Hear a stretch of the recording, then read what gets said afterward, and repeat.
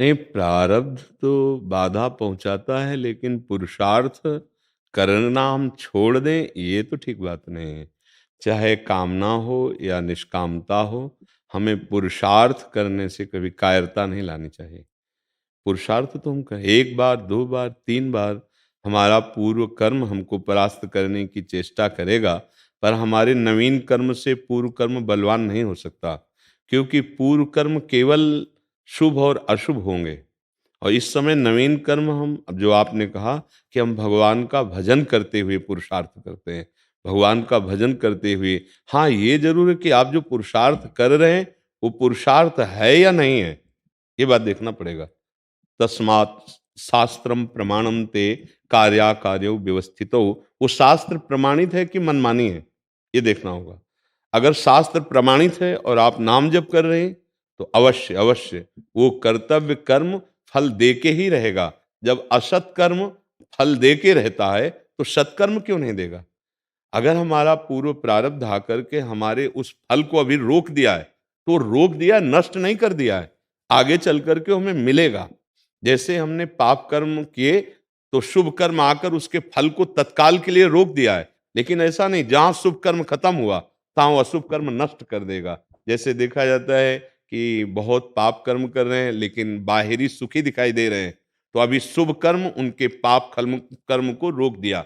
जो उनका फल है उसको अभी नहीं मिलेगा, क्योंकि शुभ कर्म बहुत प्रभावित कर रहा है, तो उसे सब सुख सामग्री अनुकूलता मिलती जा रही। लेकिन जहां एक खत्म हुआ शुभ कर्म, और अभी वर्तमान का पाप और पूर्व का पाप, ये उसको नष्ट कर देगा। ऐसे ही हम पुरुषार्थ धर्म युक्त भगवत स्मरण करते हुए कर रहे हैं, लेकिन वो बाधा पहुंचा सकता है। पूर्व का हमारा प्रबल पाप बाधा पहुंचा सकता है। लेकिन जब तक वो पाप कर्म हमारा भोग क्षय नहीं होगा, तब तक हम बैठे नहीं रहेंगे। हम पुरुषार्थ के द्वारा उसको दबा करके नवीन प्रारब्ध की रचना करेंगे। नहीं तो हम में और पशु में अंतर क्या रहा? केवल प्रारब्ध कर्म ही हमको परास्त करता रहे, तो फिर इस मनुष्य देह की दिव्यता क्या रही? मनुष्य देह की दिव्यता यही है, पूर्व प्रारब्ध को दबाकर नवीन प्रारब्ध की रचना करके हम भगवत प्राप्ति कर सकते हैं। और कामनाओं की तो पूर्ति तो बहुत छोटी मोटी बात है।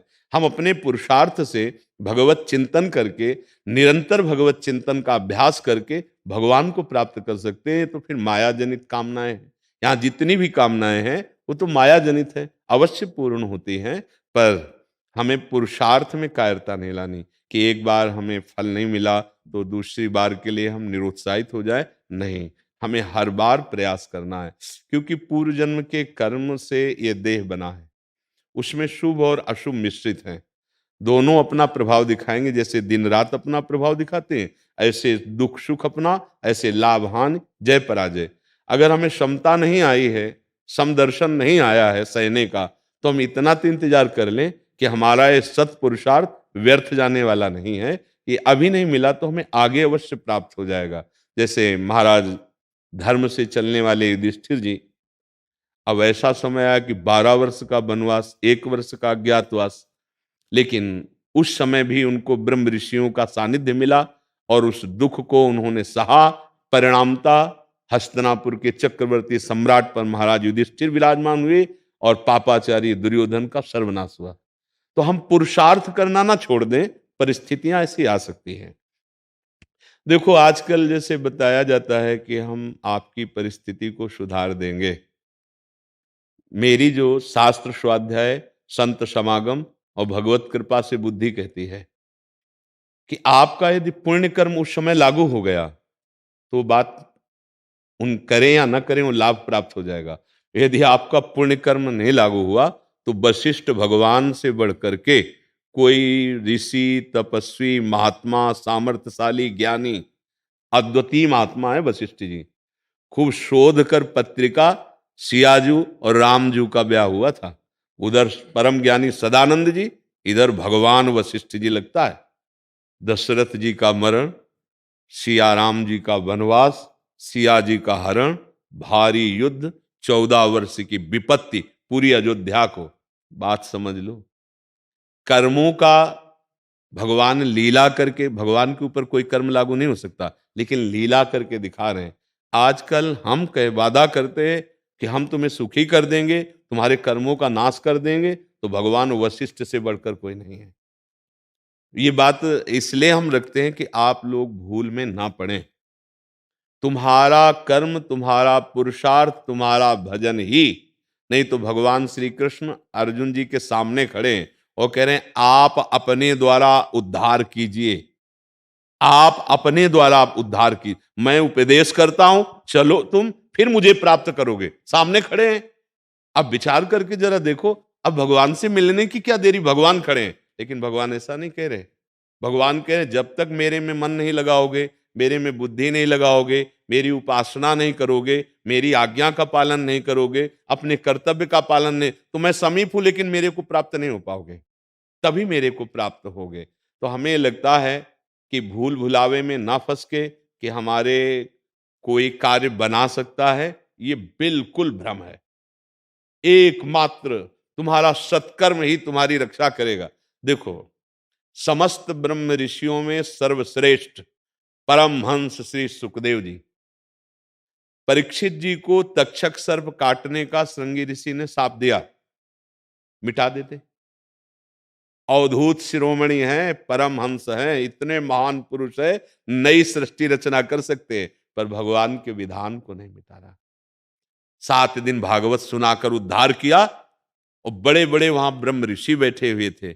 आजकल हम ऐसा मन में सोचने लगते हैं कि हम हार रहे हैं, तो चले, कोई हमें जंतुर बांध दे, कोई हवन कर दे, कोई कलावा बांध दे, कोई आशीर्वाद दे दे, हम इसकी अवहेलना नहीं करते, बढ़िया है। लेकिन आप विश्वास आंतरिक तस्मात् शास्त्रम प्रमाणम से, कि आपको अपने कर्म का ही फल मिलेगा। जैसे आप यहां आए हैं चलकर, तो आपका एक सत्कर्म हुआ, हो सकता है आपकी कामना पूरी हो जाए। आपको लगेगा बाबा जी के पास जाने से कामना पूरी हुई, आपके भाव और आपका सत्कर्म बना है, खुली बात है। ये कभी भूल भुलावे में ना रहिए कि आपको कोई कुछ दे देगा और आप उन्नतिशील हो जाएंगे। अगर आपका कर्म लागू हो गया शुभ कर्म, तो कोई दे या न दे, अपने आप उन्नतिशील हो जाओगे। और चाहे जितना हो, इन बड़े बड़े महापुरुषों से, सृष्टि के जो बड़े बड़े महापुरुष हैं, उनसे बड़ा कोई आज तक नहीं हुआ। वो नहीं बदल पाए विधान को। इसलिए भजन, कर्तव्य कर्म का पालन, और जय हो या पराजय, सुख हो या दुख, लाभ हो या हानि, हम कायरता रूपी दोष ना आने दे, पुरुषार्थ करते रहें। हाँ, जैसे हम संत समागम के लिए जा रहे हैं, तो अपने मन को पावन करके अध्यात्म समझने के लिए जा रहे हैं, यही आशीर्वाद है। तुम्हारा मन मलिन वासनाओं से हटकर सतमार्ग में लग जाए, तुम्हारी गंदी आदतें छूट जाए, तुम सच्चे मनुष्यता या दैवी संपदावान बनो। इसलिए ये भुलावे में मत फंसिए, समय को नष्ट मत कीजिए। तुम गलत आचरण करके किसी का आशीर्वाद प्राप्त करके सुखी हो जाओ, लिख लो कागज में। भगवान भी सुखी नहीं कर रहे हैं, यहीं बैठे हैं। सबके हृदय अछत अविकारी, भगवान यहीं बैठे हैं, सबके हृदय में बैठे हैं, लेकिन शांत और मौन बैठे हैं। कब तक? जब तक आप भजन करके सत आचरण नहीं करोगे। बुरे आचरण करोगे, देख रहे हैं, आपको दंड मिलेगा। जब भगवान के बैठने से सकल जीव जग दीन दुखारी, सबके हृदय अछत अविकारी, पर सकल जीव जग दीन दुखारी, तो और कौन बचा? इसलिए अपना कर्म, अपना आचरण अगर आप ठीक कर लिए और आपका नाम जब चल रहा है, आप शास्त्र सम्मत अनुष्ठान कर रहे हैं, तो हार नहीं हो सकती। एक बार सही, 2 बार सही, लेकिन हम विजय को प्राप्त होंगे, परास्त होना नहीं चाहिए, पक्का। जो हार गया, निराशा धारण कर ली, फिर मानव जीवन की सफलता वो नहीं प्राप्त कर सकता। हारना नहीं है। एक साधक कई बार पतित हो चुके थे। अब उनके मन में आया कि जंगल में चलकर हम अपने शरीर को नष्ट कर देते हैं, क्योंकि हम सफलता नहीं प्राप्त कर पाए। तो ऐसे बैठे थे, पेड़ की तरफ देख रहे थे, एक चींटा चढ़ रहा था। वो फिर गिरा, फिर चढ़ रहा था, फिर गिरा, 100 बार कम से कम गिरा। फिर आखिरी में देखा चढ़ गया, तो उन्होंने मरने की आशा छोड़ दी कि अभी तुम 100 बार नहीं गिरे हैं, अभी ये 100 बार गिरने के बाद भी चढ़ गया, इसका मतलब मैं निकल सकता हूं। और बहुत अच्छे महात्मा हुए। तो हो सकता है हमारा कोई कर्म हमको परास्त कर रहा हो, लेकिन हमें परास्त नहीं होना, हमें नवीन पुरुषार्थ करना। हम भगवान के अंश हैं, हम भगवत भजन बल से, क्योंकि अभी तक भजन नहीं हुआ, शुभ अशुभ कर्म होते रहे। अब मुझे इस जन्म में ज्ञान हुआ कि त्रिगुणातीत, मायातीत करने वाला भगवान का नाम है। अब जो राधा राधा, कृष्ण कृष्ण या राम कृष्ण हरि जो नाम जप कर रहे हैं, ये कर्म साधारण नहीं है, ये त्रिगुणातीत है, चिदानंद है। ये तुम्हारे हर प्रारब्ध को नष्ट करने की सामर्थ्य रखता है, पर श्रद्धा पूर्वक दीर्घ काल तक निरंतर जपने पर फिर वो सामर्थ्य आती है। इसलिए निराशा नहीं, हमें निराश नहीं होना, हमें उदास नहीं होना और हमें पुरुषार्थ नहीं छोड़ना। पर ये ध्यान देना है कि जिसे हम पुरुषार्थ मान रहे हैं वो शास्त्र सम्मत है कि नहीं है? वो हमारा कर्तव्य है कि नहीं है? कहीं हम विपरीत दिशा में अपनी सामर्थ्य तो नहीं खो रहे हैं? अनुकूल श्री कृष्ण अनुकूलेन, प्रभु के अनुकूल शास्त्र सम्मत अनुष्ठान निश्चित फल दे के रहता है। किसका प्रश्न था? जी, वो निश्चित फल दे के रहता है। जब साधारण अशुभ कर्म फल दिए बिना नष्ट नहीं हो रहे, तो सत्कर्म कैसे नष्ट हो सकता है? इसलिए धैर्यवान बन करके हम बार-बार अनुष्ठान करें, तो हम विजयी होंगे। नवीन प्रारब्ध रच जाएगा निश्चित। ये कोई प्रारब्ध बहुत बड़ा देवता नहीं, हमारे कर्म ही है, पूर्व के जो शुभ-अशुभ कर्म है। इस समय हम भजन के बल से दोनों को नष्ट कर सकते हैं, शुभ और अशुभ दोनों को, तभी तो भगवत प्राप्ति होती है। शुभ अशुभ दुर्ग विध्वंस बल तब जयति जयति जग उच्चले। हम अपनी शक्ति को खो दिए हैं। हम अपनी शक्ति की जो वृत्तियां हैं उनको भोगों में लगा करके भूल गए। नहीं तो जागृत हो जाए, सच्ची कह रहे हैं, वही भगवान बैठा हुआ है, तुम भगवान के अंश हो, तुम में अपार सामर्थ्य है, तुम साक्षात भगवान बन सकते हो। और कर्म बिगड़ जाए तो नाली का कीड़ा बन सकते हो। हम ही लोग तो बने हुए हैं, कोई और थोड़ी है। हाँ, ये शरीर की पोशाक बदलती रहती है, जीव वही रहता है। इसलिए इस जन्म में करो कामना, नाना प्रकार की कामनाएं हैं, पर हमें लगता है एक कामना और कर लो कि इस जन्म में मुझे भगवत प्राप्ति करनी है, मुझे बुरे आचरण नहीं करने, मर चाहे जाऊं, गलत आचरण नहीं करूंगा। बस ये नियम ले लो तो सब उन्नति हो जाएगी। कई बार कहा है जैसे समुद्र में अनचाहे ये नदियां अपने आप भागकर समा जाती हैं, ऐसे ही जो भजन करने वाला, सत्य मार्ग में चलने वाला है, अनचाहे ढंग से ये माया भगवती अपने आप सब सुख पहुंचाने लगनी थी। जैसे जो बड़े-बड़े भगवत चिंतन परायण जन हैं, जिनकी आसक्ति नहीं है माया में, सब सुख सुविधाएं उनके चरणों में लुटती रहती है।